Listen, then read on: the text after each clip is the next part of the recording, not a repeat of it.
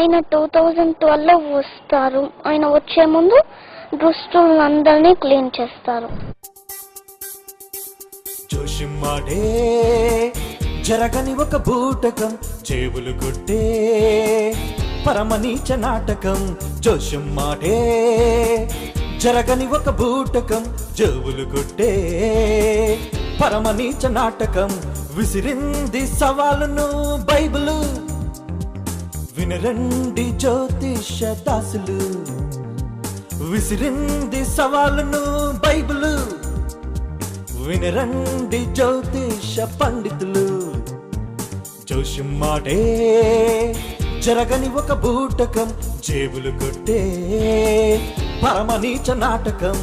మన స్టూడియోలో బాజీ ఉన్నారు. ఆయన చిలుక జ్యోతిష్యం చెప్తూ ఉంటారు. ఆయన చిలుక పేరు రాము.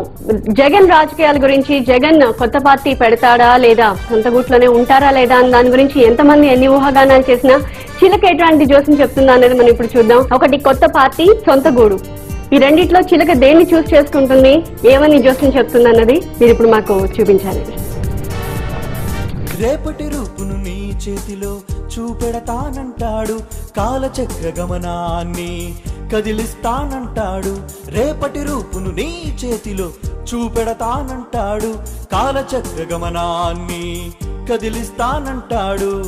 ఏ క్షణాన ఏమి జరుగునో ఎవరికి ఎరుక, రేపటి భవితను చెప్పేవారికి ఇది ఒక చురక.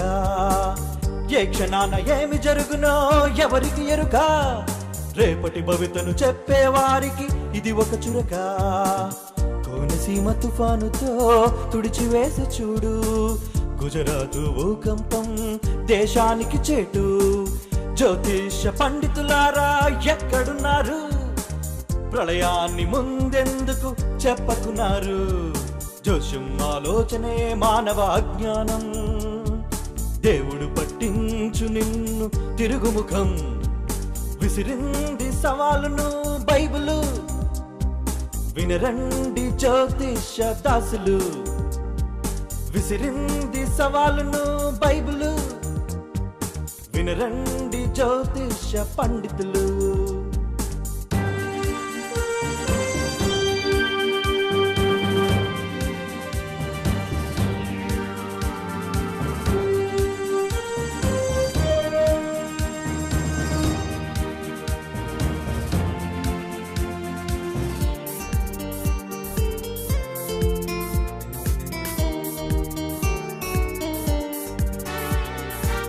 గ్రహచారం అంటావు, అపచారం అంటావు, గ్రహాలన్నీ నీ చేతితో నీవు త్రిప్పుచున్నావా?